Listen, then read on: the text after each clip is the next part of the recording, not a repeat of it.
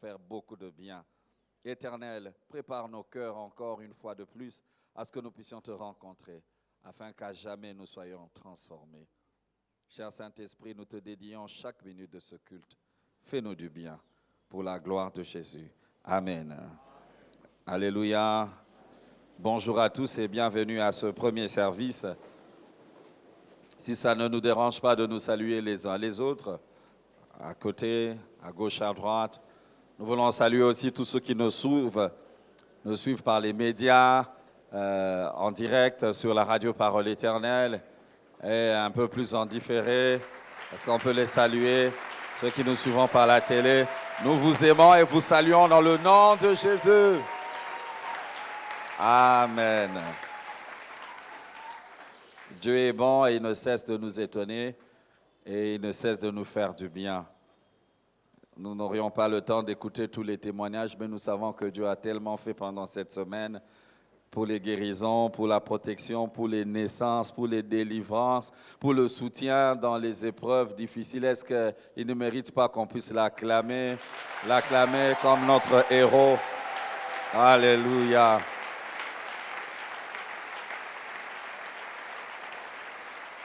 Je ne sais pas s'il y a quelqu'un qui a fêté un anniversaire, si vous êtes là dans la salle ou dehors, juste levez la main. Joyeux anniversaire à vous.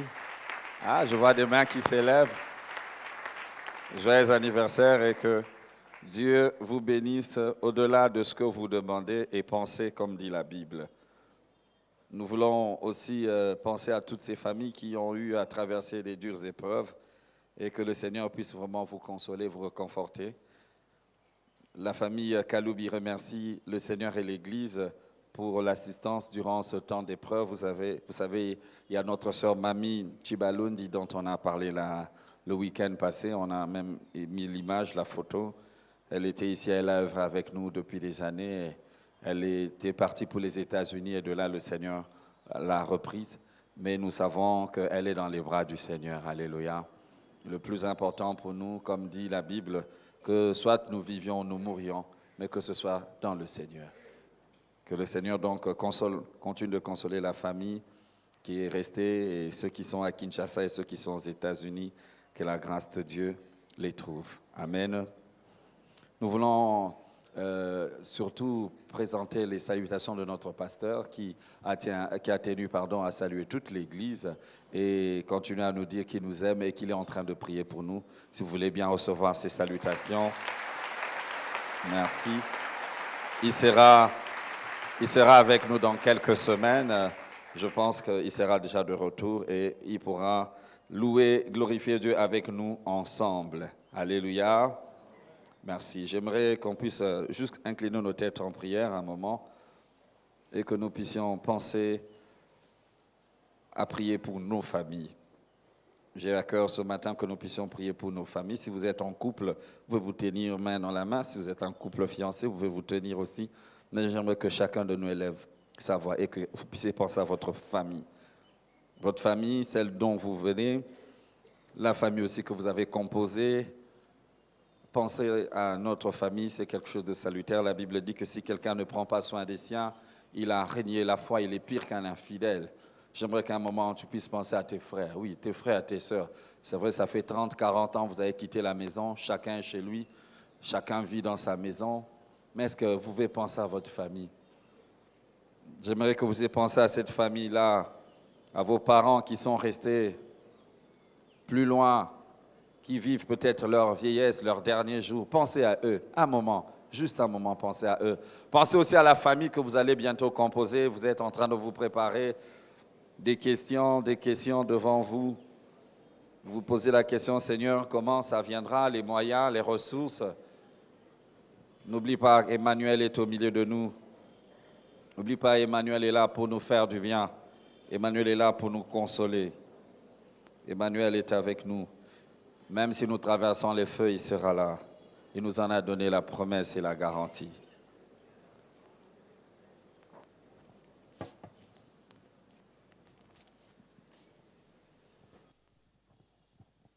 Merci Seigneur, parce que tu es celui qui écoute la prière et tous les hommes viendront à toi. Tu réponds, Seigneur Jésus-Christ, Seigneur, aux prières de tes enfants ce matin.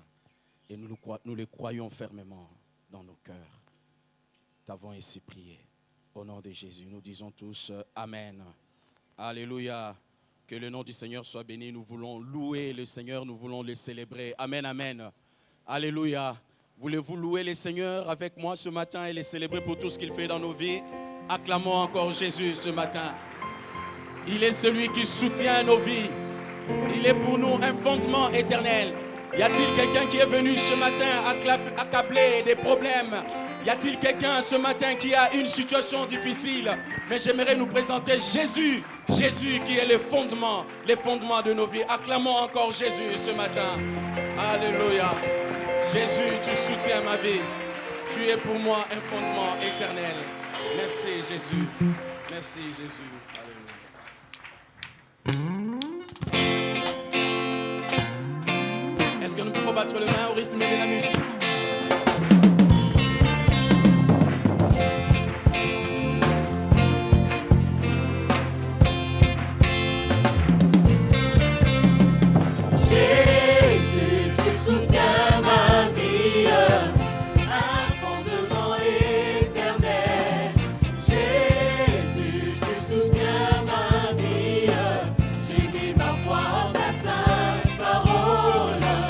J'ai mis ma foi en ta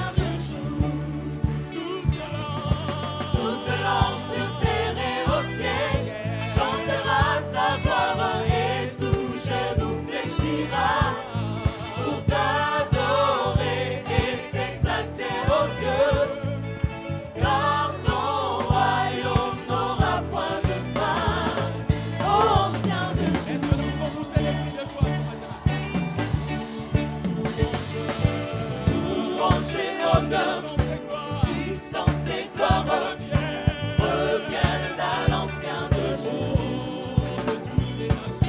De toutes les nations, toute la création s'incline devant l'ancien de jour. Toute langue sur terre et au ciel chantera sa gloire et tout genou fléchira pour adorer et t'exalter, ô Dieu. Car ton royaume n'aura point de fin, ô ancien de jour. On va te le mettre dans la présence de notre Dieu. Alléluia. Son règne s'étend sur tout l'univers. Oh, alléluia. Tes merveilleuses œuvres sont incomparables. Oh, Ton règne s'étend sur tout l'univers. Nous te louons, ancien de jour. Tes merveilleuses œuvres sont incomparables. Nous te chantons, ancien de jour.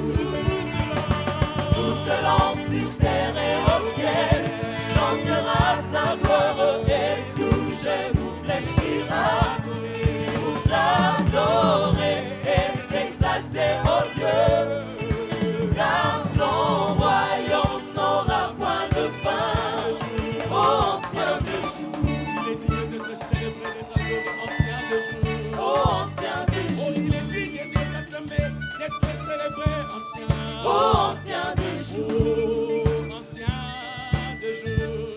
Ô ancien de jour. Ancien de jour, ancien de jour, ancien de jour. Ô ancien de jour. Est-ce que nous pouvons battre le main ce matin dans la présence de notre Dieu?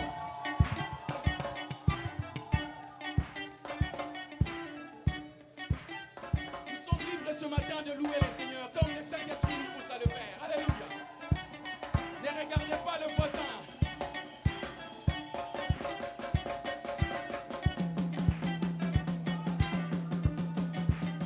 Nous louons le Seigneur avec nos percussions. Alléluia.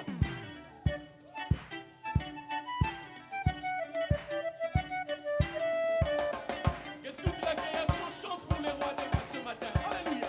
Oh yeah.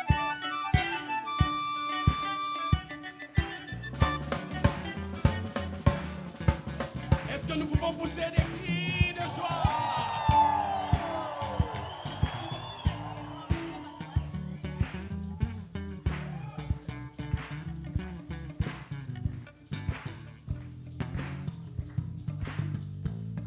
Est-ce que la chorale peut pousser des cris de joie ce matin? Alléluia.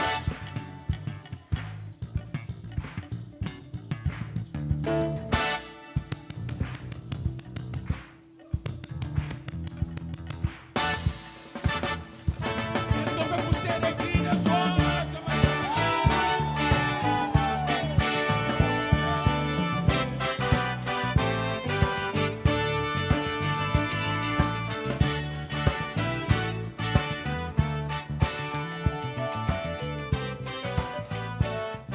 Oh, Ton règne s'étend sur tout l'univers. te louons. Nous te louons, ancien de jour.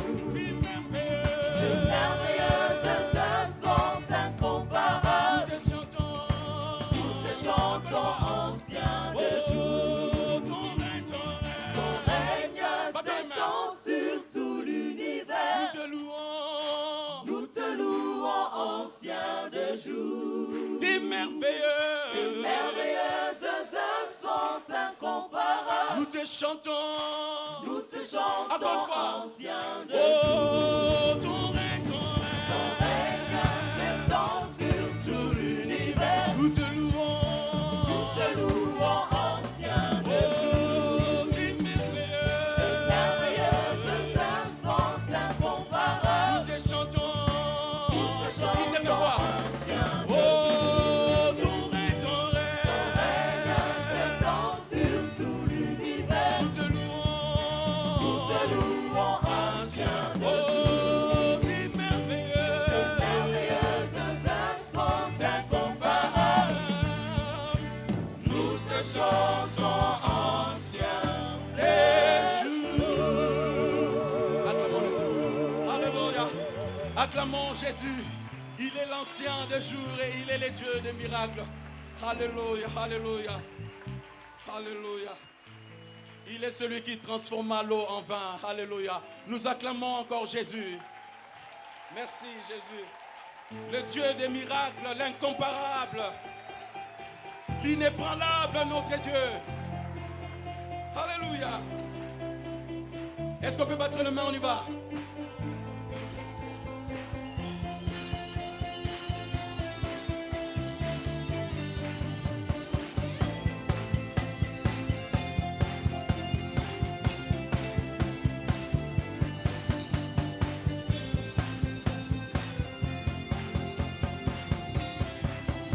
Tu transformes l'eau en vin. Tu transformas l'eau en vin. Guéris l'aveugle par ta main. Il est comme toi. Comme toi. Dans nos ténèbres, tu brilles. Dans nos ténèbres, tu brilles. Tu nous redonnes la vie. Il est comme toi. Comme toi. Et nous chantons Dieu admirable. Dieu admirable, inébranlable, ton nom surpasse toute puissance. Dieu de miracles, incomparable, oh Dieu, oh Dieu. Est-ce que nous pouvons pousser des cris de joie ce matin?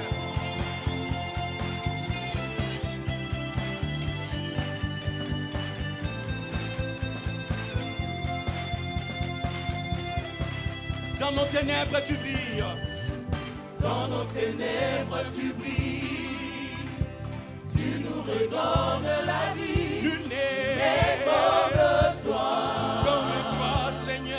comme toi. Tu es le Dieu Dieu admirable. admirable, inébranlable, ton nom surpasse toute puissance. Dieu des miracles. Incomparable, oh Dieu, oh Dieu. Dieu Dieu admirable. admirable, inébranlable, ton nom surpasse toute puissance. Dieu de miracles, incomparable, oh Dieu, oh Dieu. Nous battons les mains dans la présence de notre Dieu. Alléluia. Il est l'inébranlable, l'incomparable. Si notre Dieu est pour nous, qui sera contre nous? Si notre Dieu est pour nous, Si notre Dieu est pour nous, qui pourra nous arrêter? Et si Dieu est avec nous, qui sera contre nous? Si notre Dieu est pour nous, qui pourra nous arrêter? Et si Dieu est avec nous, qui sera Encore une fois, contre si notre Dieu. nous? Si notre Dieu est pour nous, qui pourra nous arrêter? Et si Dieu est avec nous, qui sera contre nous? il sera contre Qui nous. sera contre nous?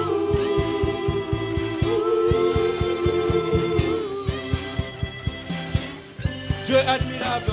Dieu admirable, inébranlable, ton nom surpasse toute puissance.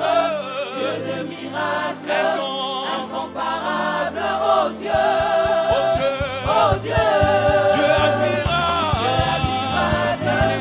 Inébranlable, ton nom surpasse toute puissance. Dieu de miracles, incomparable, oh Dieu, oh Dieu. Si notre Dieu est pour nous, Si notre Dieu est pour nous, qui pourra nous arrêter?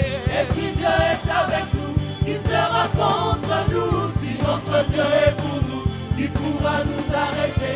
Et si Dieu est avec nous, qui sera contre nous? il sera contre nous. Il sera Qui sera contre nous?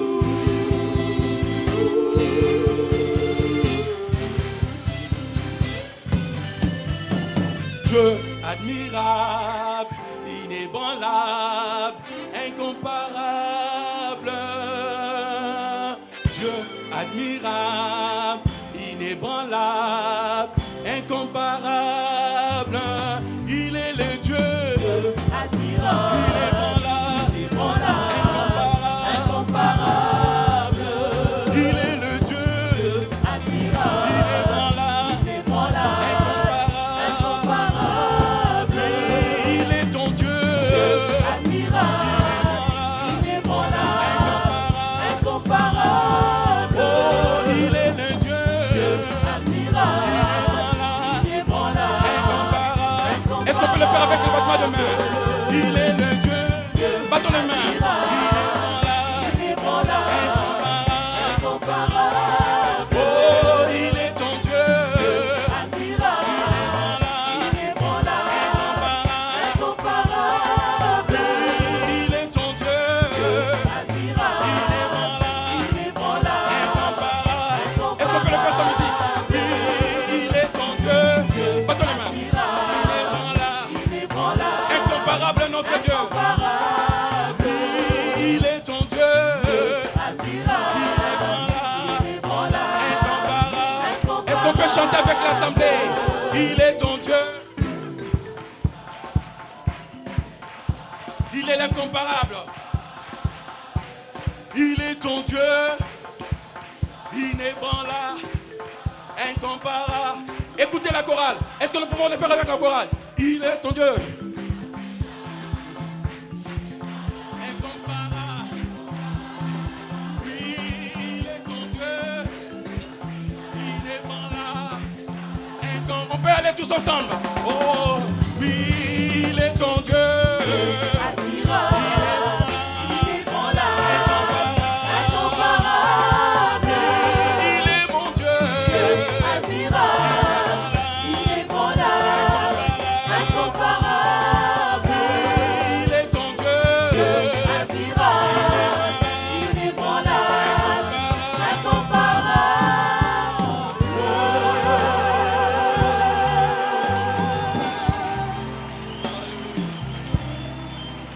Alléluia. Ces merveilleuses sont incomparables, ces œuvres sont incomparables dans nos vies. Acclamons l'incomparable, l'inébranlable. Celui qui ne connaît ni changement ni ombre de variation. Il est le même hier, aujourd'hui et éternellement. S'il agit dans les temps anciens, il est capable d'agir encore ce matin alors que nous le louons, nous le célébrons. Acclamons Jésus et poussons encore des cris de joie ce matin. Alléluia, alléluia, alléluia. Merveilleux Sauveur. Merci Jésus. Quel privilège de te louer ce matin. Quel privilège de t'adorer ce matin. Tu fais des choses qui étonnent les hommes. Tu fais des choses qui étonnent le monde entier. Tu ne fais pas des choses comme l'homme le fait. Non, Seigneur. À qui te comparer ce matin? À qui te comparer ce matin? Quand toi tu travailles, oh Dieu, quand toi tu touches une vie, on se sentir que ça c'est la main de Dieu. Ça c'est le doigt de Dieu. Tu ne fais pas des choses comme les hommes. Non, parce que tu es le créateur de toutes choses. Voilà pourquoi nous te louons, nous bénissons ton nom. Élevons-le ce matin. Élevons-le ce matin. Sa grâce est là ce matin. Il répond sa grâce ce matin au milieu de nous. Rababo, shanda, rababo, shendere, babo, santa. Alléluia. Oh, j'aime louer mon Dieu, l'inébranlable. Il ne connaît ni changement ni ombre de variation. Les hommes de ce monde peuvent changer, mais mon Dieu ne changera jamais. Ce qu'il dit, il le fait. Ce qu'il déclare, il l'exécute. Seigneur, merci. Quel privilège de te louer ce matin. Rien n'est égal au nom de Jésus. Bien-aimés, laissez-moi nous dire ce matin que rien n'est égal au nom de Jésus. Le nom de Jésus guérit ce matin. Le nom de Jésus délivre ce matin. Le nom de Jésus délivre les captifs. Robo Chantarabababosh. Élevons le nom de Jésus ce matin. Je sens fermement dans mon cœur que ce nom est capable d'accomplir des miracles ce matin. Ce nom est capable de restaurer les vies ce matin. Robo Chantarababa Santerabababo. Oh, son nom est exalté dans tout l'univers. Son nom est exalté dans tout l'univers. Rendons gloire à ce nom ce matin. Alléluia. Alléluia.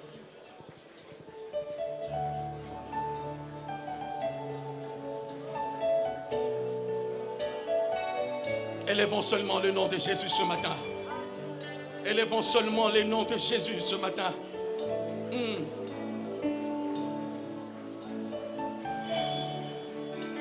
Alléluia. Alléluia. Remana Shantara Bababo.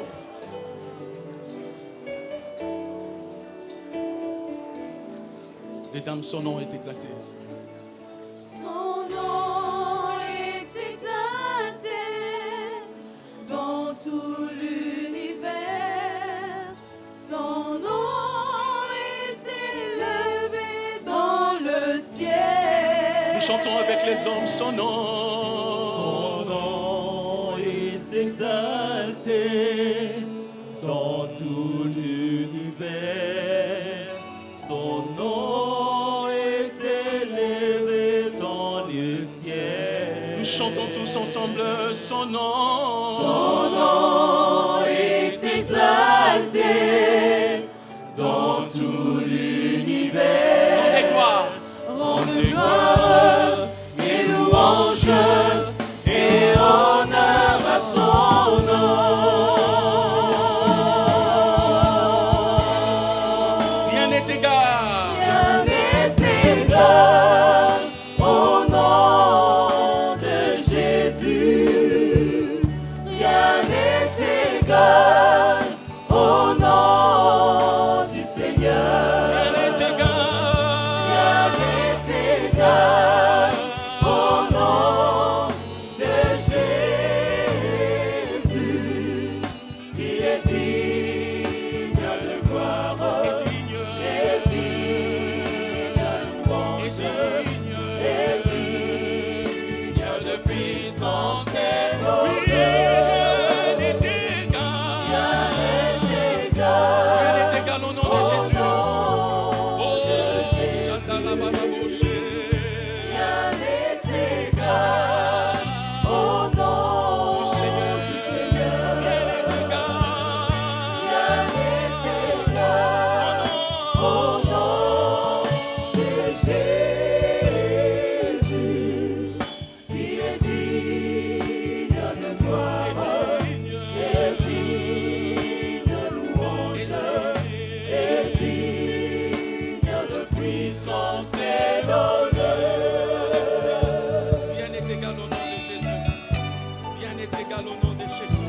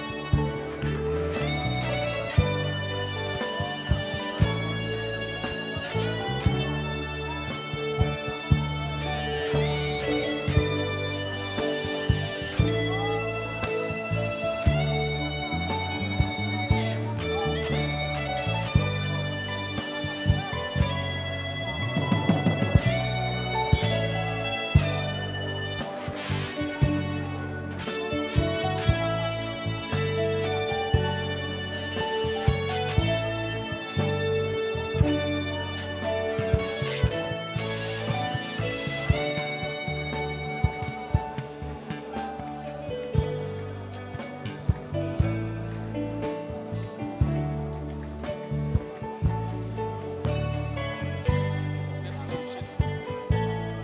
Merci Seigneur. Merci Jésus. Ton nom Seigneur nous guérit ce matin. Ton nom nous délivre ce matin. Alléluia.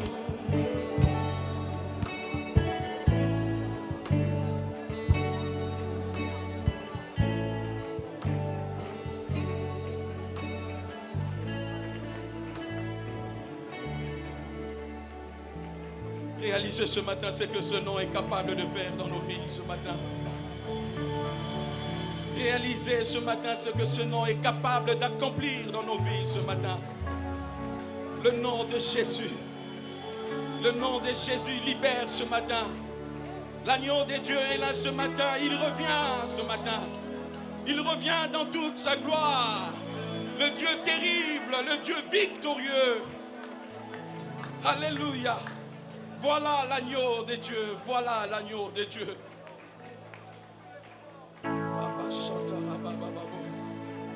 Continuons à le louer, à l'adorer. Sa présence est là ce matin.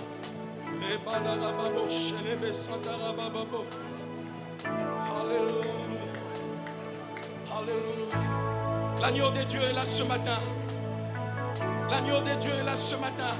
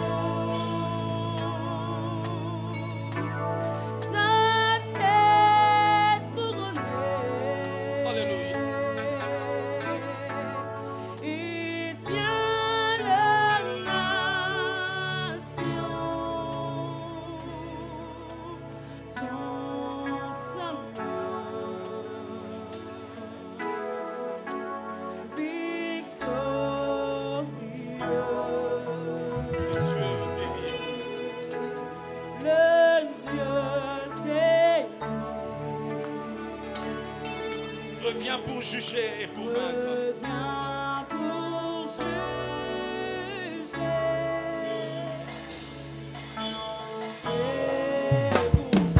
Adorons l'agneau de Dieu ce matin. Élevons-le.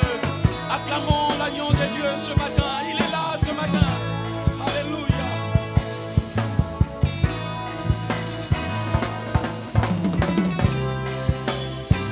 Oh, voilà l'agneau.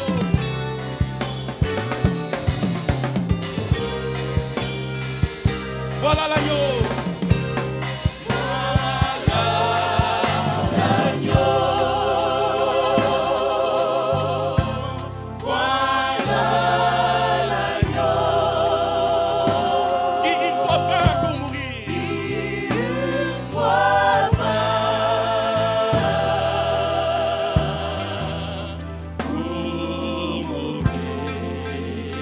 Les yeux,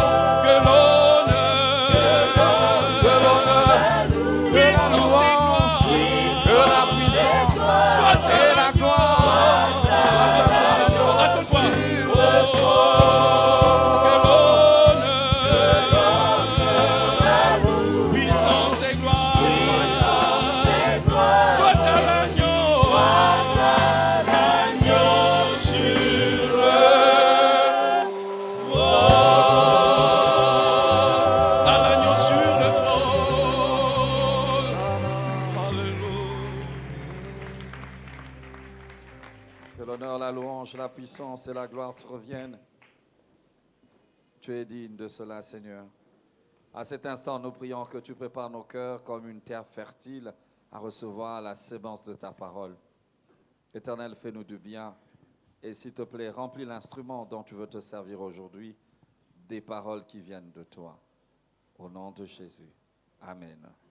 Alléluia. Nous bénissons Dieu qui ne cesse de nous faire du bien. Et particulièrement ce matin, nous allons écouter la parole de Dieu avec notre frère, le pasteur Pierre Assoumani, qui va nous parler de la part du Seigneur. Alors qu'il s'approche, nous l'encourageons et nous bénissons le Seigneur. Bon appétit.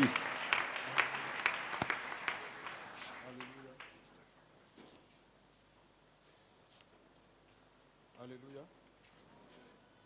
Que Dieu vous bénisse. Shalom. Eh bien, je remercie le Seigneur ainsi que le pasteur pour l'opportunité qui me choisit une fois de plus ce matin à pouvoir servir la parole de Dieu. Nous allons prier. Dieu notre Père, nous te sommes reconnaissants. Sans toi, nous ne sommes rien. Voilà pourquoi nous voulons nous tourner vers toi pour demander, Seigneur, la force, la sagesse et ton esprit. Merci de nous aider, Seigneur. Oh, combien nous sentons faibles sans toi. Nous avons besoin de ta force. Nous avons besoin de ta capacité. Donne-nous ton esprit, Seigneur. Ce peuple qui est là, c'est ton peuple qui a besoin de quelque chose qui vient de toi. Voilà pourquoi, Seigneur, nous te demandons que tu puisses nous parler une fois de plus et que toute la gloire puisse te revenir au nom de Jésus. Amen. Shalom. J'espère que vous m'entendez bien. Et gloire à Dieu. Ce matin, nous allons lire dans Luc 15. Dans Luc 15, vous trouvez 3 paraboles qui m'intéressent ce matin. C'est la parabole sur la brebis perdue, sur la pièce perdue et sur le fils qui était parti, le fils prodigue. Mais nous lirons juste un verset pour gagner du temps, mais je vous demanderai de garder cette page ouverte. Luc 15, le verset 7. De même, je vous le dis, il y aura plus de joie dans le ciel pour un seul pécheur qui se répand que 99 justes qui n'ont pas besoin de repentance. Et Français courant nous dit, pour un seul pécheur qui commence une nouvelle vie que pour les 99 qui n'en ont pas besoin. Une église authentique. La caractéristique la plus évidente d'une église de Pentecôte, c'est sa passion brûlante à chercher les âmes perdues. Cette église a un vif désir d'aller chercher les âmes qui sont perdues. Et si nous lisons dans le procès verbal de la conférence d'organisation des assemblées de Dieu des USA en 1914, nous trouvons ceci. Nous nous consacrons à la plus grande mission que le monde n'a jamais connue. Ainsi, dès le début des mouvements des assemblées de Dieu, on a vu des hommes et des femmes audacieux qui étaient chassés de leurs églises et qui sont allés chercher des âmes dans tous les continents. Et 7 ans plus tard, on a pu même le voir en 1921, du côté d'Isiro. Il y a d'autres qu'on a vus au Burkina Faso. Partout dans le monde, ils ont envoyé des missionnaires. Et John Wesley, le fondateur du méthodisme ou de l'église méthodiste, qui comprenait aussi bien ce qu'était la perdition, il a dit ceci: malheur à moi si je n'annonce pas l'évangile ou que je me trouve dans le monde habité. Et en 1784, il dira ceci au pasteur: vous n'avez rien d'autre à faire qu'à sauver les âmes. Et il avait l'habitude aussi de prêcher sur la brebis perdue, la pièce perdue et sur le fils prodigue. Revenons au contexte de ces 3 paraboles. Ce contexte, nous le trouvons dans Luc 15, le verset 1 à 2. On nous dit que tous les publicains et les gens de mauvaise vie s'approchaient de Jésus pour l'entendre. Et les pharisiens et les scribes murmuraient disant, cet homme accueille des gens de mauvaise vie et mange avec eux.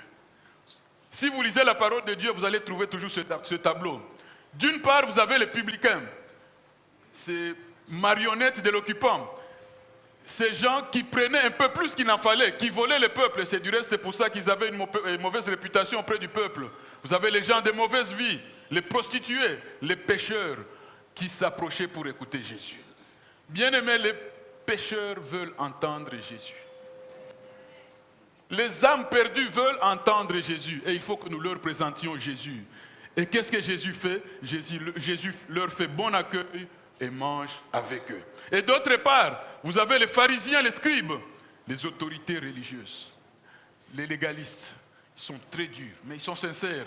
Ce sont des gens qui prêtent la loi. Ce sont des gens qui ont mémorisé la Torah. Donc les 5 livres de Moïse, qui ont mémorisé Genèse, Exode, Lévitique, Nombre, Deutéronome. Ce sont des gens qui l'enseignent.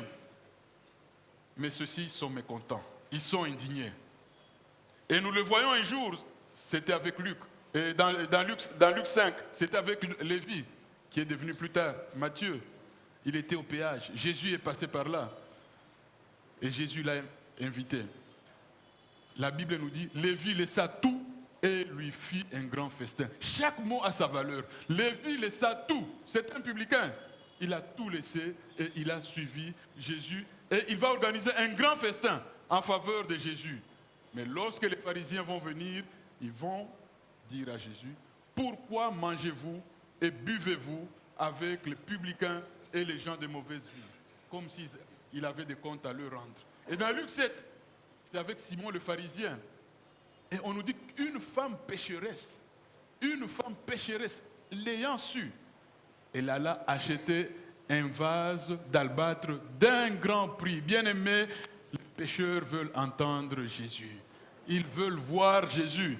Elle alla acheter un vase d'albâtre d'un grand prix. Et elle vint au pied de Jésus. Elle pleurait.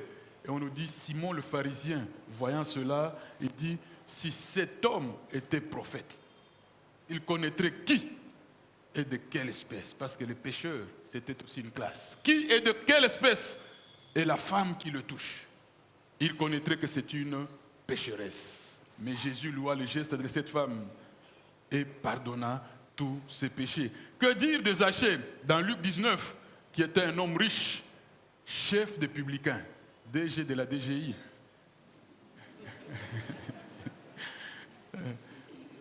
Un jour, il a entendu que Jésus passerait quelque part. Et il est monté dans un arbre, dans un sycomore, parce qu'il voulait voir Jésus. Bien-aimé, les pécheurs veulent entendre Jésus.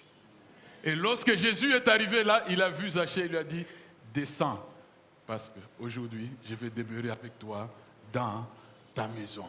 Mais on nous dit aussi que Zachée reçut Jésus avec joie. Mais les pharisiens et les autres, voyant cela, commencèrent à murmurer et ils dirent, il est allé loger chez un pécheur. Et le surnom qu'on lui donnera, c'est un ami des publicains et des gens de mauvaise vie.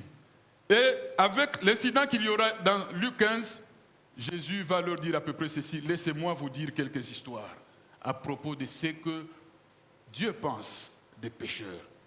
Laissez-moi vous dire quelques histoires à propos des pécheurs et de ce que Dieu sent à propos des pécheurs. C'est comme ça qu'il va dérouler les 3 paraboles.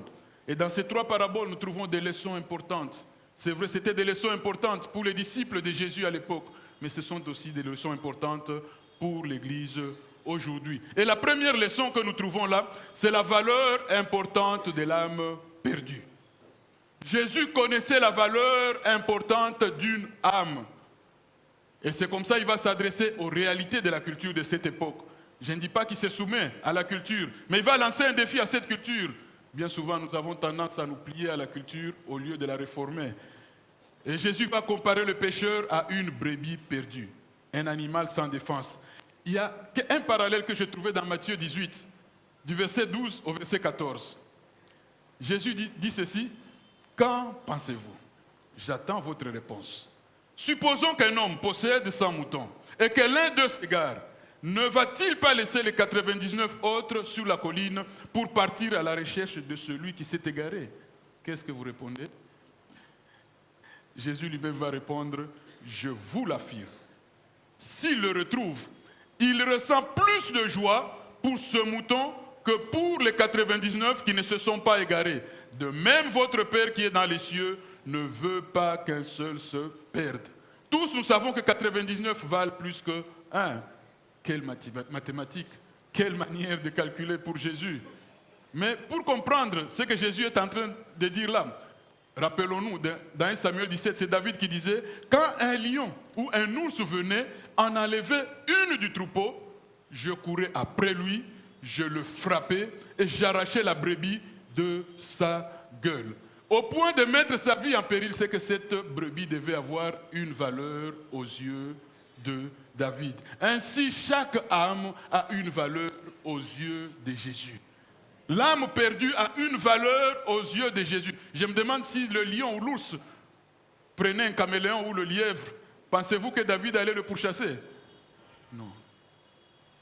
S'il l'a pourchassé parce que la brebis avait une valeur. C'est vrai, culturellement, on peut dire 99, c'est plus que 1, mais la Bible nous dit, s'il retrouve ce mouton, s'il retrouve cette brebis, il ressent plus de joie que pour les 99 qui ne se sont pas égarés. Jésus accordait une valeur intrinsèque importante à l'âme perdue.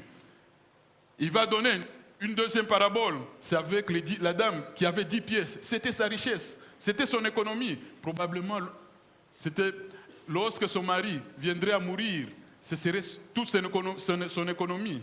Et Jésus dit que si cette femme perd une pièce, automatiquement, directement, elle va allumer la lampe, elle va se mettre à la recherche de cette pièce. J'aimerais que nous puissions faire une petite illustration ce matin. J'ai des coupures de 1000 francs. Supposons que je laisse tomber. Pourquoi je vais revenir pour ramasser? C'est parce que cet argent, cette coupure a une valeur. Et Jésus dit, c'est ainsi que nous devons voir les âmes perdues. Si je dois commenter, est-ce que je dirais 0? Je ne dirais pas 0. Est-ce que les deux coupures ont des valeurs différentes? Non. Jésus veut que nous puissions considérer ainsi les brebis perdues. Ce sont des brebis qui ont une grande valeur aux yeux de Jésus. Et Jésus va lancer encore un autre défi, cette fois-ci à la tradition, le fils cadet. Vous savez, c'est un fils qui a demandé qu'on puisse lui donner sa part. Sûrement, il a dû avoir, comme l'aîné devait avoir le double, l'aîné a eu 2 tiers et le cadet a eu les 1 tiers. Mais lorsqu'il est revenu, on nous dit, comme il était encore loin, son père le vit et il fut ému de compassion, il courut se jeter à son cou et le baisa. Pourquoi? Selon vous, pourquoi? Pourquoi ce père est allé? C'est parce qu'il a retrouvé son fils. Ce fils a une valeur, une grande valeur à ses yeux. C'est ainsi que Jésus veut que nous puissions considérer les âmes perdues, qu'elles ont une grande valeur aux yeux de Jésus. Nous devons les voir au travers des yeux de Jésus. Si vous vous souvenez, il y a eu l'histoire des 2 femmes qui se disputaient un enfant. Et Salomon devait trancher. Qu'est-ce qu'il a dit? Comme ça, on va couper en 2 et chacune aura un morceau. Mais la mère de l'enfant ne l'accepta pas. Et Romains 5, le verset 6 nous dit ceci. Lorsque nous étions sans force, au temps marqué, Christ, au temps marqué, est mort pour des impies. Christ n'est pas mort pour les justes. Christ est mort pour les impies. Pourquoi il est mort pour les impies? C'est parce que les âmes perdues ont une grande valeur aux yeux de Dieu. Et si nous allons au verset 8, on nous dit, Dieu prouve son amour envers nous, en ce que lorsque nous étions encore des pécheurs, Christ est mort pour nous. Comment il prouve son amour? Lorsque nous étions encore des pécheurs, il est mort pour nous. Les âmes perdues ont une grande valeur aux yeux de Dieu. Et allons au verset 10. Lorsque nous étions ennemis, nous avons été réconciliés avec Dieu par sa mort de son Fils. L'âme du pécheur a une grande valeur aux yeux de Jésus. Certes, pas pour les pharisiens et les scribes. Et si vous lisez dans le Talmud, c'est un livre où vous trouvez des commentaires des Juifs à propos de l'Ancien Testament, même leur tradition. Et dans le Talmud, vous allez trouver ceci. Manger avec un pécheur fait de vous un impur. Et si vous louez un pécheur pour nettoyer votre maison, eh bien vous devez en louer 2. Parce que si l'un est défaillant, il faut que l'autre achève le travail. Et après quoi, il y aura toute une pile de cérémonies pour pouvoir purifier. Les pharisiens et les scribes n'ont rien à faire avec les pécheurs, mais Jésus est leur ami. Jésus mange avec eux. Les pharisiens le haïssent pour ça, parce que Jésus connaissait la valeur de l'âme perdue. Dans Matthieu 16, le verset 26, il dit ceci: que servirait-il à un homme de gagner tout le monde et s'il perdait son âme? Ou que donnerait un homme en échange de son âme? Lui seul, Jésus, peut répondre à cette question parce qu'il a la capacité de guérison de l'âme. Mais il en est le créateur. Allez demander à celui qui a fabriqué un véhicule quelle est la valeur de son ouvrage. Il est celui qui nous a créés. Il connaît la valeur de l'âme. Christ seul connaît la valeur de l'âme humaine. Et pour lui, l'âme a une telle valeur, a une valeur si importante qu'il a quitté la splendeur céleste. Il a quitté la gloire céleste pour venir racheter cette âme perdue. Si Jésus parle de la brebis perdue, s'il parle de la pièce perdue, s'il parle du fils perdu, Jésus veut simplement insister sur une chose, c'est sur la valeur intrinsèque de chaque âme. Malgré la logique de l'économie, malgré la logique culturelle, malgré la logique de la tradition, eh bien Jésus dit que lorsque le berger a perdu une brebis, eh bien, et il la retrouve, elle va lui procurer plus de joie que les 99 qui ne se sont pas perdus. Jésus plaçait une valeur immense sur chaque âme perdue.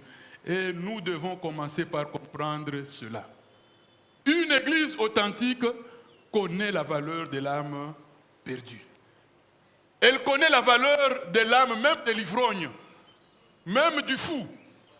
Bien souvent, lorsque nous avons affaire à un ivrogne, je me souviens il y a longtemps, quelque part, pour ne pas citer où, il y avait un soulard, quelqu'un qui était ivre, qui sentait la boisson. Et il y avait un pasteur qui recevait des gens, mais il n'a pas reçu cet homme. Finalement, nous l'avons reçu avec un ancien.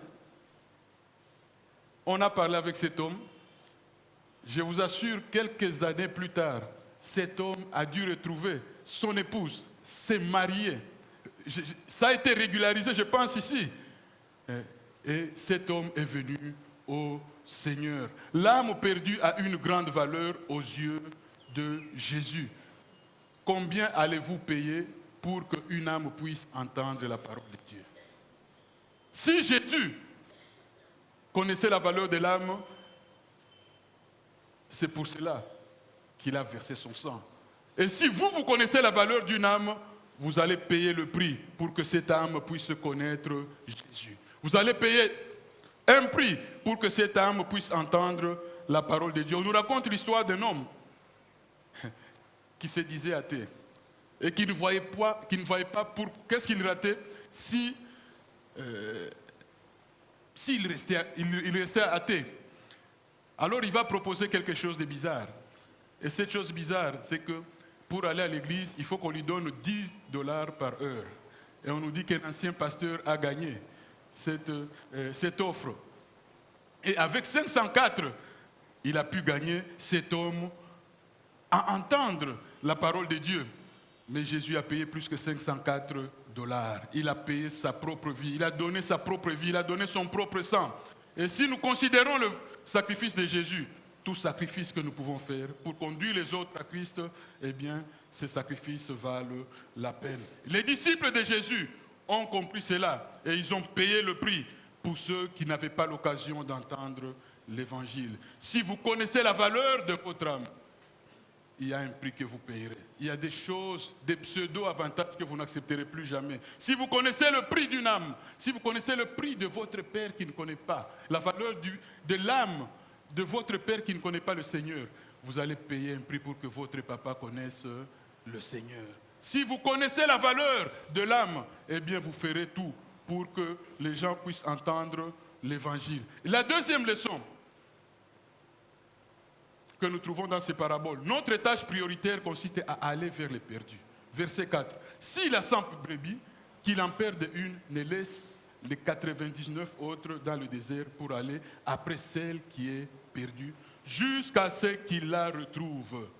99 valent plus qu'un, c'est vrai. Une seule brebis, oh, qu'est-ce qu'il pourrait dire, mais c'est peu de choses. Pourquoi je vais me déranger? Mais Jésus dit, s'il y a une brebis qui est perdue, il faut aller à sa recherche. Verset 8. Quelle femme, si elle a 10 drachmes ou qu'elle en perde une, n'allume la lampe, ne balaye la maison et ne cherche avec soin jusqu'à ce qu'elle la retrouve. C'est vrai qu'elle a encore 9. Elle 9 pièces. Elle ne passe pas son temps à prier pour les 9 pièces. Elle va plutôt allumer la lampe et elle va balayer la maison avec soin pour retrouver cette pièce qui était perdue. Et j'ai beaucoup aimé l'image qu'il y a dans cette pièce qui est perdue dans la maison. L'environnement de la perte, c'est dans la maison. Ce n'est pas en brousse. Et là, j'ai pensé à ces âmes qui sont dans la maison de Dieu, mais qui sont perdues. Ces âmes qui sont dans la maison de Dieu, mais qui sont égarées. Bien souvent, qu'est-ce que nous faisons? Je me rappelle d'un papa, avant que l'église de Mongafula ne commence, parce que c'est un cas que nous avons traité avec le pasteur de Mongafula. Il y a eu tellement de récidives, tellement il est revenu sur le même tort, au point les gens étaient découragés.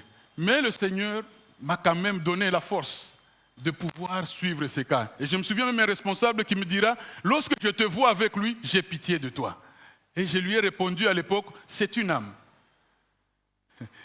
J'ai béni le Seigneur. C'est vrai que ça faisait des années que je n'ai pas revu cet homme. Il était parti, je crois, à l'étranger. Et la dernière fois où j'ai prêché, le 15 avril, à la fin du 2e culte, j'étais content de le voir ici. Il est venu me saluer. Lui, il était content de me voir prêcher, mais moi, j'étais content de le voir dans le Seigneur. Les âmes qui sont égarées, bien souvent, nous sommes même durs. Comme j'ai entendu un jour à l'Embisibiso, on va les chasser. Non, on n'est pas là pour chasser les âmes. Dommage qu'il y a des pasteurs qui chassent les âmes. On n'est pas là pour chasser les âmes. Au contraire, parfois, il faut la patience. Même si nous devons appliquer la discipline, n'oubliez jamais que le fondement de la discipline, c'est quoi? C'est l'amour. C'est pour gagner votre frère. Pensons à ce que Jésus a dit de notre priorité. Un bon berger est prêt à laisser 99 brebis vulnérables pour aller chercher celle qui est perdue. Et nous voyons Jésus lui-même qui va nous donner l'exemple dans Matthieu 18, verset 11. Car le Fils de l'homme est venu pour sauver ceux qui étaient perdus. Dans Marc 1, 35 à 39, il y a le verbe aller 3 fois. La première fois, Jésus va au désert pour prier, mais les 2 autres fois, on nous dit Jésus va dans les bourgades pour prêcher la parole de Dieu. Il va en Galilée pour prêcher la parole de Dieu. Ça veut dire que Jésus savait qu'il avait une mission à remplir ailleurs. Et cette mission, il l'avait reçue dans la prière. La parole de Dieu doit sortir de nos murs pour aller ailleurs. Je répète, la parole de Dieu doit sortir de nos murs pour aller ailleurs. Et en Galilée, c'était un pays limitrophe, un pays que je dirais obscur, une région obscure. Et là, ce n'était pas pour rencontrer les sages. Là, ce n'était pas pour rencontrer les grands. Là, ce n'était pas pour rencontrer les savants. Mais c'était pour rencontrer les marginaux, pour rencontrer les réfractaires, pour rencontrer les petits, les gens d'ailleurs qui avaient même un accent qui était méprisé. L'accent galiléen était méprisé. C'était pour rencontrer les esclaves. Eh bien, Jésus ne faisait pas une mission économique. Parce que maintenant, quand les gens veulent partir en mission, ils voient ce que ça va leur rapporter. Ils ne voient pas la valeur intrinsèque des âmes. Nous devons faire la mission en regardant la valeur des âmes. Le Seigneur va chercher même les pécheurs de Samarie. Vous savez que les Samaritains et les Juifs n'avaient pas de relation. Et dans Jean 4, on va le trouver au puits de Sichar. Il est à côté de cette pécheresse. Mais au travers de cette pécheresse, Jésus voit l'avant-garde d'une grande moisson qui seront des adorateurs pour son Père. Dans Jean 4, le verset 39, on nous dit « Plusieurs Samaritains crurent sur la parole de la femme. Il m'a dit tout ce que je fais. Aussi, quand les Samaritains vinrent le trouver, ils le prièrent de rester auprès d'eux. Et il resta là 2 jours. J'aime quelque chose ici. J'ai dit qu'il n'y avait pas de relation entre les Samaritains et les Juifs. Et lorsque Jésus est venu auprès de la femme samaritaine, il lui a dit, mais il n'y a pas de relation entre vous et nous. Mais ici, on nous dit, ils le prièrent de rester auprès d'eux et il resta là 2 jours. La foi abat les clivages tribaux. Nous devons balayer de l'Église le tribalisme. Toute forme de clivage, toute forme de barrière qui divise l'Église Le tribalisme, c'est un péché, bien-aimé. Dommage. On a l'impression que le sang tribal coule encore plus fort que le sang de Christ dans l'Église. Allumons la lampe de l'amour, ainsi il fera bon vivre dans l'Église. Allumons la lampe de l'amour, ainsi il y aura la vie dans l'Église. Et j'aime bien quelque chose qui suit. Jésus va donner à ses disciples un mandat formidable. Dans Acte 1, le verset 8, il va leur dire, vous recevrez une puissance. Le Saint-Esprit survenant sur vous, et vous serez mes témoins à Jérusalem, en Judée, contournez la Samarie. Non, ne contournez pas la Samarie. Entrez en Samarie jusqu'aux extrémités de la terre. C'est vrai que le temps passé, il y a eu opposition entre les Samaritains et les Juifs, mais je vous donne un mandat nouveau. Allez jusqu'en Samarie. Et on le voit dans Acte 8. Il y a Philippe qui est parti en Samarie. Il y a eu un réveil en Samarie. Eux aussi, lorsque Pierre et Jean sont venus, ils ont reçu le don du Saint-Esprit. L'œuvre de Dieu ne peut pas attendre, bien-aimés. Il y a une belle moisson spirituelle en perspective aujourd'hui. Et chaque jour, les disciples proclamaient Christ et l'Évangile dans le temple, dans les maisons et sur les places du marché. La troisième leçon que nous trouvons ici, perdu ou retrouvé, c'est une question de vie ou de mort.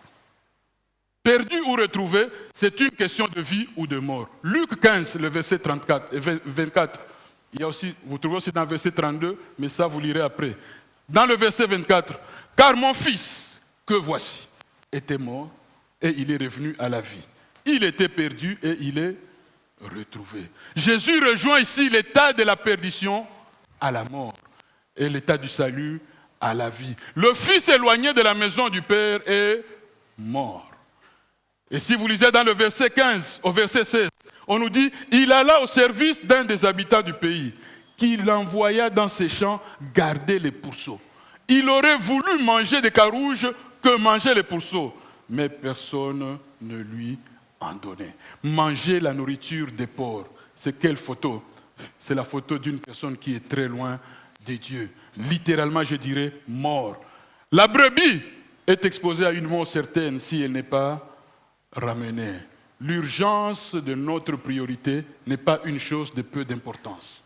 Je répète, l'urgence de notre priorité, c'est d'aller vers les âmes perdues. Et je vous dis que l'urgence de notre priorité n'est pas quelque chose de peu d'importance. Parce que l'état de perdition, c'est l'état de la mort. Éphésiens 2,5 nous dit, nous étions morts par nos offenses. Il nous a rendus à la vie par Jésus-Christ. C'est au travers des yeux de Jésus que nous devons regarder. La brebis perdue a besoin d'être secourue et retrouvée. Paul était perdu.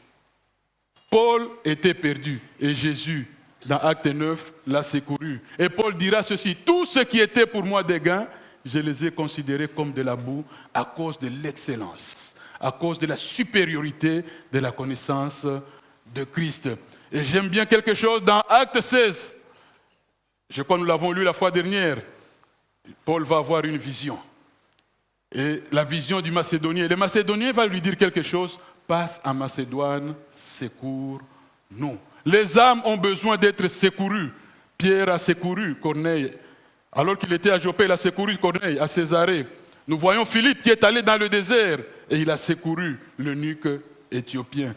Je ne sais pas quelle est notre attitude. Il y a deux attitudes. Vous connaissez ces Samaritains qui allaient, qui marchaient sur une route et il a trouvé un homme à demi-mort. Ce Samaritain ne s'est pas posé de questions. Ce Samaritain, animé par ce bon Samaritain, animé par l'amour, il a secouru cette personne et cette personne a été sauvée. Tandis que le Lévite, l'homme de la loi, il était indifférent. Quelle est notre attitude face à la désolation des âmes? Le Seigneur dit que l'état de perdition est un état de mort. Qu'est-ce que nous répondons? Quelle valeur donnons-nous aux âmes? Quelle est notre priorité? Croyons-nous que les âmes perdues vivent dans la mort? Croyez-vous que les âmes perdues vivent dans la mort? Le Seigneur nous dit, l'enfant qui était perdu était mort. Et la quatrième leçon que nous trouvons dans ce passage, il y a un contraste entre les intérêts personnels et le fait de retrouver les perdus. Regardez les préoccupations du berger. Quelle est la préoccupation du berger? Retrouver la brebis perdue.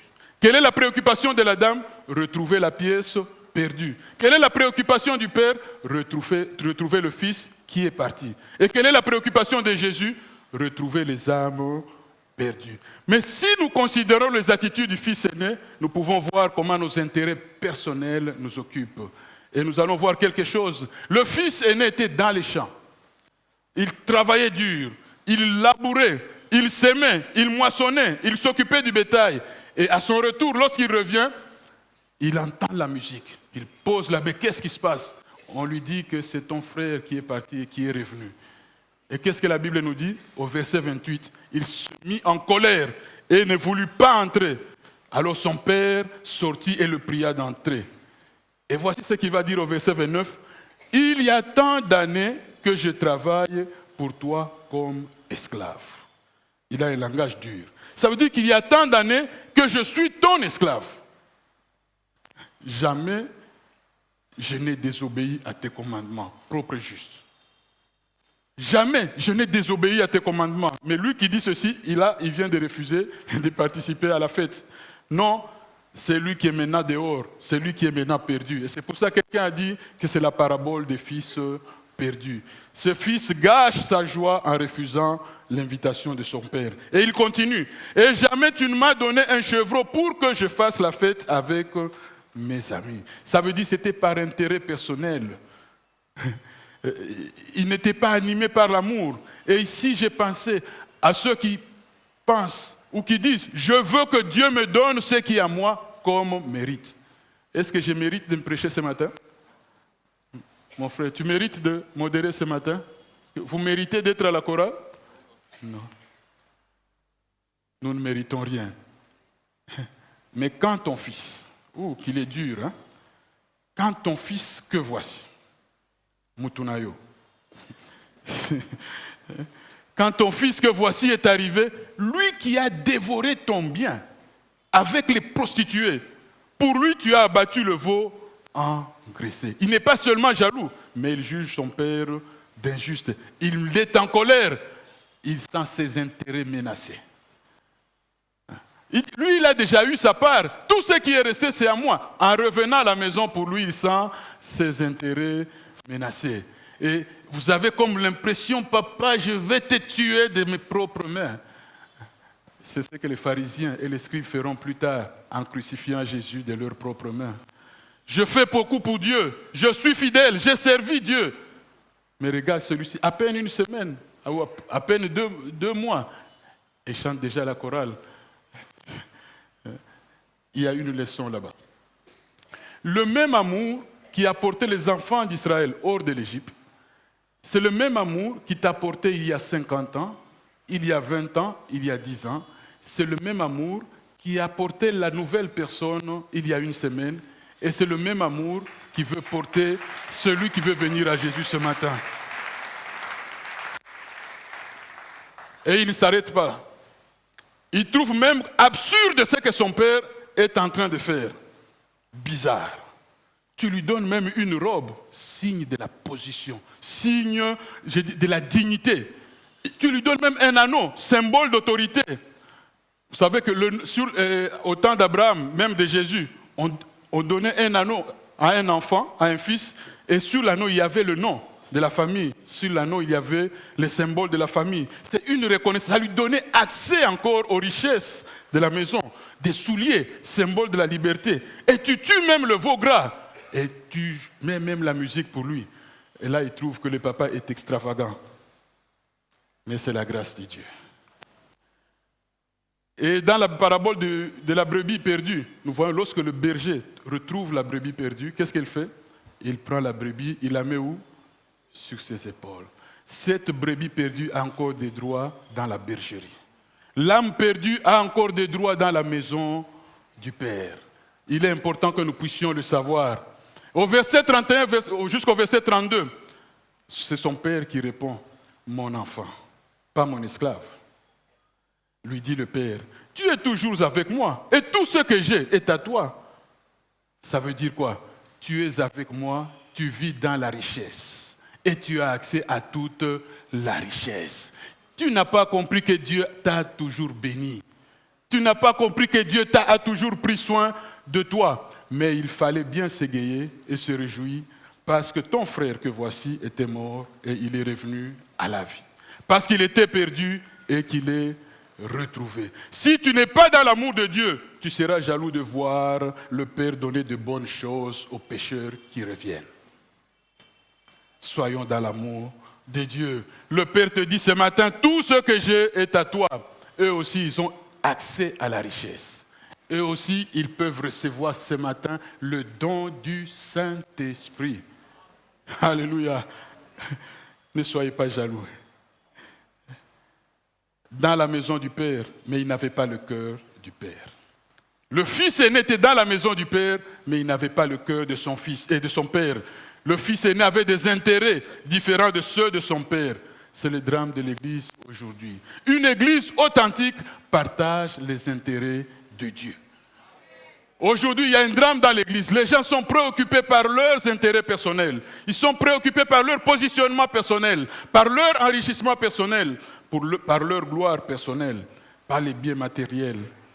Ainsi, nous voyons que dans l'Église se croisent des intérêts personnels. Et si nous devons comparer ces intérêts, les intérêts du fils aîné, avec le fait de retrouver le père et son frère, est-ce que nous pouvons comparer? Est-ce qu'il y a une mesure? Est-ce que vous pouvez dire vraiment que ces intérêts sont valables?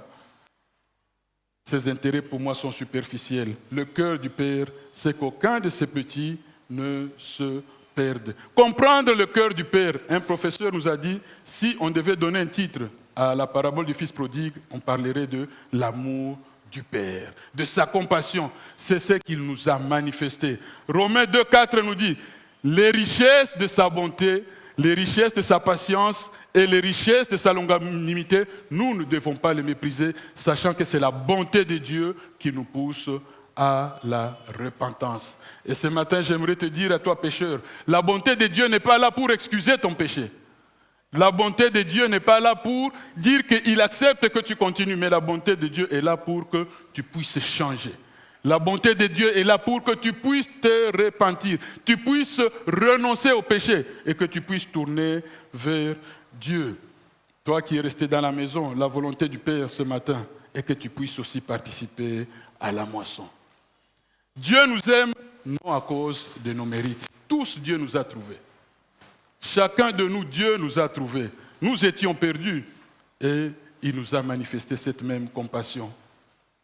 La cinquième leçon que nous trouvons dans ces passages, c'est la satisfaction incomparable de trouver les perdus. Verset 6. Lorsqu'il l'a retrouvé, il la met avec joie sur ses épaules et de retour à la maison, il appelle ses amis et ses voisins et leur dit « Réjouissez-vous avec moi, car j'ai retrouvé ma brebis qui était perdue. » Il appelle ses amis et ses voisins. Ça veut dire tout le village est en fête. Verset 9. Lorsqu'elle l'a retrouvé sa pièce, elle appelle ses amis et ses voisines et dit « Réjouissez-vous avec moi, car j'ai retrouvé la drachme qui était perdue. » Une fois de plus, c'est tout le village qui est en fête. Et le Père, dans Luc 15, 22 à 23, amenez le veau gras, tuez-le, mangeons et réjouissons-nous. Le papa n'est pas intimidé, mais remarquez quelque chose ici. Cet enfant, la vraie joie qu'il recherchait ailleurs, la vraie joie qu'il recherchait dans les prostituées, la vraie joie qu'il recherchait dans la beuverie, la vraie joie qu'il recherchait dans l'alcool, la vraie joie qu'il recherchait dans sa part d'héritage, sans pour autant la trouver, il l'a trouvée dans la maison de son Père. C'est dans la présence de Dieu, c'est dans la présence de notre Père qu'il y a la vraie joie avec Jésus. Et Jésus va enchaîner dans Luc 15, 10. De même, je vous le dis, il y a de la joie devant les anges de Dieu pour un seul pécheur qui se répand. C'est tout le ciel qui se réjouit. Alors, augmentons la joie au ciel en proclamant la bonne nouvelle. Jésus est venu pour donner le message d'amour, le message de grâce, le message de guérison, le message de pardon. Je ne sais pas si vous avez déjà perdu quelque chose de grande valeur. Avez-vous déjà perdu quelque chose de grande valeur? Je ne sais pas quel sentiment vous avez, qu'est-ce que vous avez senti lorsque vous avez perdu la chose et qu'est-ce que vous avez senti lorsque vous l'avez retrouvée ou bien quelqu'un d'autre l'a retrouvée. Je crois qu'il y avait une grande joie. C'est l'histoire d'un jeune homme qu'on appelle Sam. Ce jeune homme était très difficile. Il était dans un centre de toxicomanes. Le responsable de ce centre, jamais il n'a désespéré. Il n'y a aucun cas qui l'a découragé, mais sauf pour le cas de Sam. Mais sans s'en rendre compte, il a commencé à s'éloigner de Sam. Et Dieu l'a averti de sa mauvaise attitude. Il a perdu une bague. Et un jour, en ouvrant les yeux, il va voir cette bague. Quelle joie lorsqu'il a retrouvé sa bague. Et Jésus va lui montrer, voilà ce que tu dois faire pour Sam. Continue à chercher Sam. Et le jour qu'il a retrouvé Sam, le jour qu'il a gagné Sam, ce fut une grande joie. La question ce matin, est-ce que je mets autant d'empressement à chercher des âmes perdues que jamais pour les objets perdus? Je me souviens un jour, j'ai perdu la clé. Je ne savais pas où je l'avais laissée. J'ai quitté, je venais à l'église, je rentrais à la maison. C'est peut-être le jour où j'ai dû mettre même beaucoup de choses en ordre parce que je voulais retrouver la clé. Je n'arrivais pas à la retrouver. Est-ce que vous mettez autant d'empressement pour retrouver les objets perdus? Parce que nous avons été trouvés, nous avons pour mission de chercher les perdus. Que le Seigneur nous aide dans cette église de la Borne. Église de la Pentecôte. Église née de la passion des âmes, de ne jamais perdre notre vision. Si nous devons être dans les médias, si nous devons faire les œuvres sociales, si nous devons organiser nos cultes, notre ministère, la formation des serviteurs, tous nos efforts doivent concourir à un seul objectif, le salut des âmes perdues. Oui, être dans la joie lorsque notre église grandit. Être dans la joie lorsque nous allons construire, parce que nous avons besoin d'un cadre confortable où nous serons tous réunis, où nous pourrons tous suivre, écouter la parole de Dieu, adorer le Seigneur ensemble, être à l'abri même des intempéries. Mais nous ne devons jamais oublier que notre raison d'être demeure avant tout aller vers les âmes perdues. Maintenons la passion pour chercher les âmes perdues. J'ai l'impression que l'Église méthodiste, parce que j'ai parlé de Wesley en commençant, a laissé quelque peu sa conviction passer de côté. Dans son livre de discipline, voici ce qu'on trouve jusqu'aujourd'hui. Une définition d'une église authentique. La seule preuve infaillible de l'authenticité de l'église du Christ est sa capacité à chercher et sauver les perdus. Propager l'esprit et la vie de la Pentecôte. Répandre la sainteté selon les Écritures. Transformer tous les peuples et les nations par l'évangile de Christ. Est-ce que notre église existe-t-elle encore pour aller chercher les âmes perdues? Quand je parle de l'église, je parle de vous et de moi. Quelle évaluation faisons-nous de chacun de nous? Est-ce que tu es encore animé par cette passion ou tu n'as jamais été animé par cette passion d'aller chercher les âmes perdues? Sache qu'un chrétien authentique est animé par cette passion. Suis-je un bon berger? Même s'il s'agit d'une seule âme, comme Philippe s'est retrouvé au désert. Philippe est allé pour une seule âme dans le désert. Que le Seigneur nous aide à rester fidèles à nos commencements. Une église authentique, c'est une église qui connaît la valeur d'une âme. C'est une église qui a comme tâche prioritaire d'aller vers les âmes perdues. C'est une église qui sait que perdu ou retrouvé, c'est une question de vie ou de mort. C'est une église qui partage les intérêts de Dieu. C'est une église qui a le cœur de Dieu. Mais c'est aussi une église qui a une joie incomparable, une satisfaction incomparable de retrouver les perdus. Et bien que Dieu vous bénisse ce matin. Amen.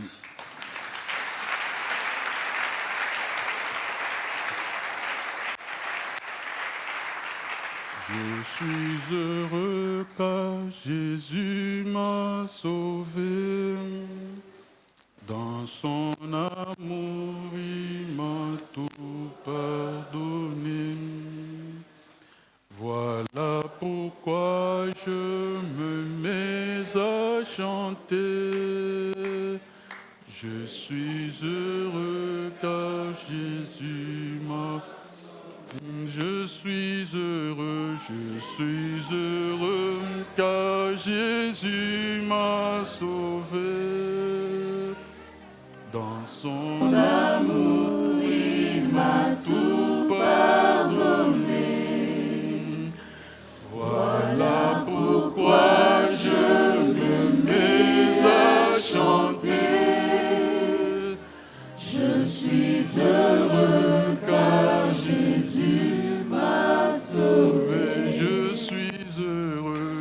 suis heureux car Jésus m'a sauvé.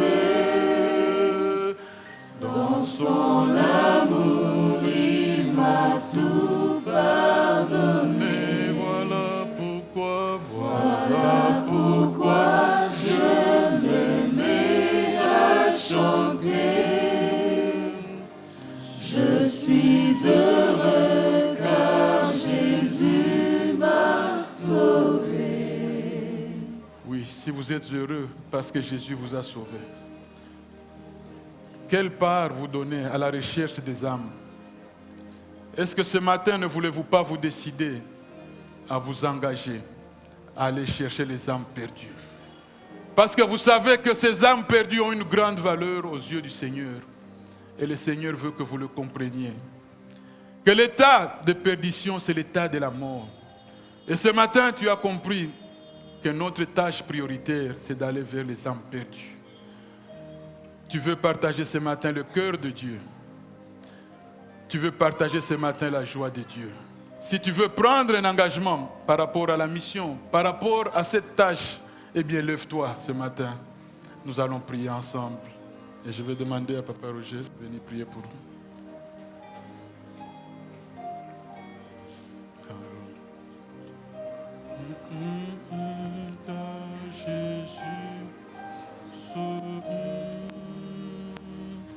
Voilà pourquoi je me mets à chanter.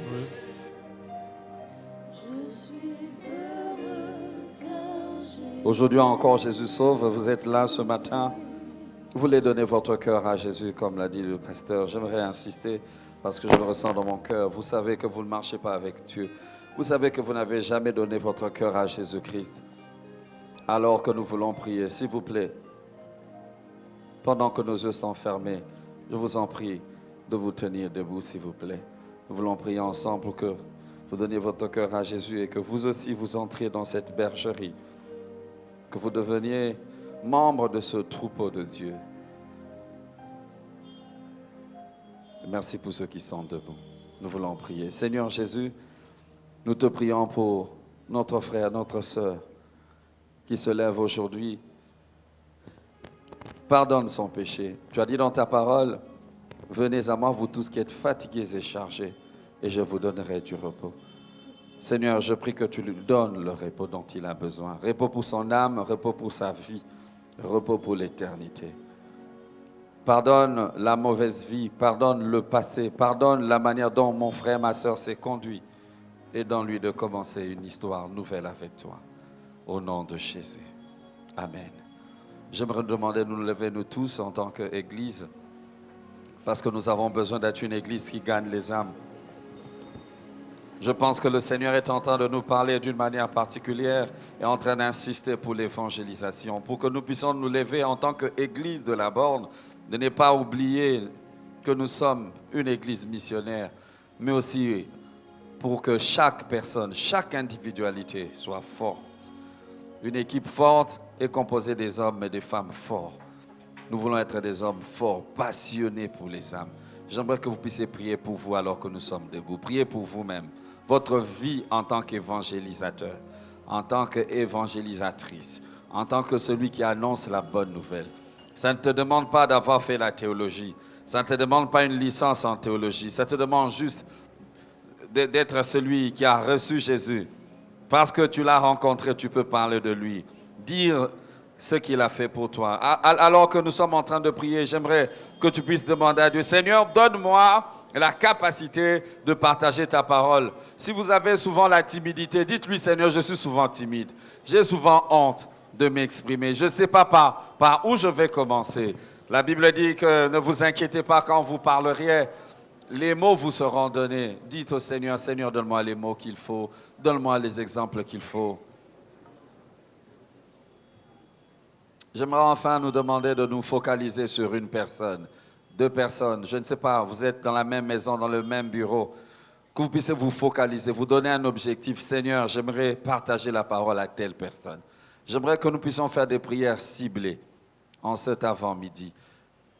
Votre père, votre mère, je ne sais, votre chef, vos subalternes, mais que vous puissiez parler de ces personnes à Dieu. Parce que souvent, avant de parler de Jésus à quelqu'un, il importe de parler de cette personne à Jésus. J'aimerais que vous puissiez prier pour cette personne en la nommant. Dites, Seigneur, je te prie pour le salut de telle personne. Je te prie pour la conversion de telle personne. Élevons nos voix et prions. Demandons à Dieu le salut de ces personnes-là et de nous donner, d'être utilisés comme des canaux, d'être des canaux pour le salut de ces personnes, d'être des moyens pour que ces personnes viennent à Jésus. Jésus. Jésus.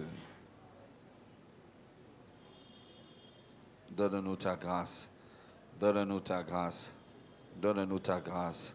Et donne-nous la force de parler de ta part. Donne-nous la force de parler de ta part. Que la timidité soit bannie des cœurs et des vies au nom de Jésus. Que le Saint-Esprit puisse nous animer de force et de passion, d'amour pour les perdus. Que le Saint-Esprit puisse nous animer de la passion de gagner ceux qui sont perdus. Donne-nous de ne pas regarder ceux qui sont en train de mourir sans les assister, sans leur parler de ta part. S'il te plaît, remplis-nous de force et de courage. Au nom de Jésus. Amen. Merci Jésus. Alors que les paniers des offrandes circulent rapidement, nous voulons accueillir ceux qui sont là pour la toute première fois. Vous avez été invités, vous nous avez suivis à travers les médias et c'est pour vous la première fois de vous réunir avec nous en ce dimanche matin. Où que vous soyez, levez simplement votre main et l'Église du Seigneur va vous accueillir. S'il vous plaît, rapidement, levez votre main. Merci bien-aimés, merci. Sous les chapiteaux, sous les hangars, est-ce qu'on peut les encourager? Que Dieu vous bénisse. Soyez les bienvenus. Merci, merci, merci de nous honorer ce matin et d'honorer la présence de Dieu. Gardez votre main levée, s'il vous plaît, jusqu'à ce que le bien-aimé du protocole vous remette un dépliant dans lequel vous trouverez tous les renseignements concernant notre Église. Et après les services des offrandes, ces bien-aimés vous conduiront dans une salle pour un court moment d'entretien. Que Dieu vous bénisse. Nous voulons louer les Seigneurs alors que nous offrons à Dieu. Louer les Seigneurs avec ces cantiques. Ça, c'est l'évangile de Christ. Alléluia. Pour détruire les œuvres de l'ennemi. Ça, c'est l'évangile de Christ.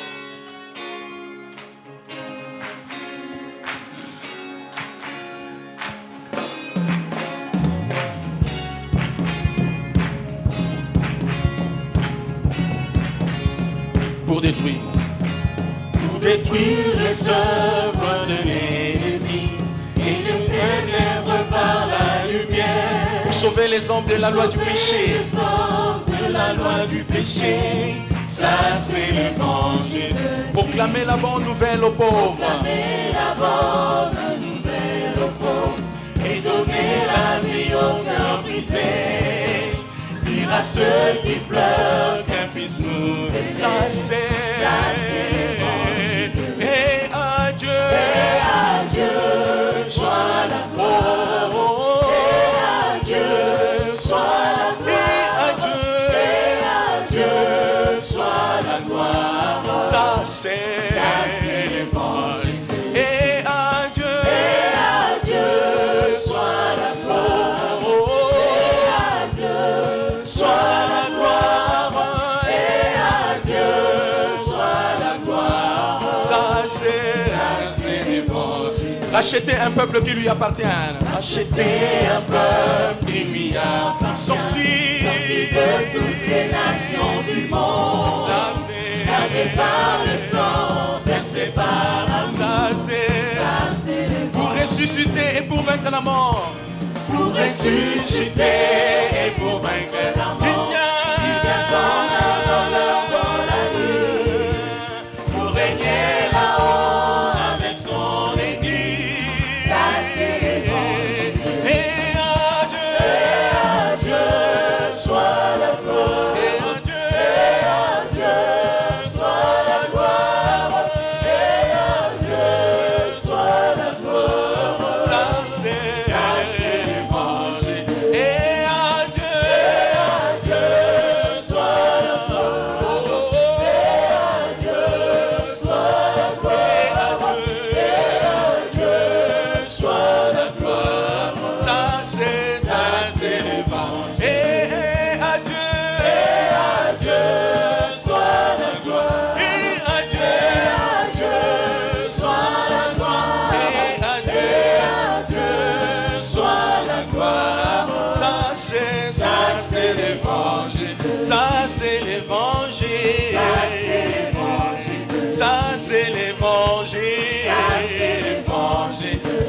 c'est l'évangile, ça c'est l'évangile de Christ.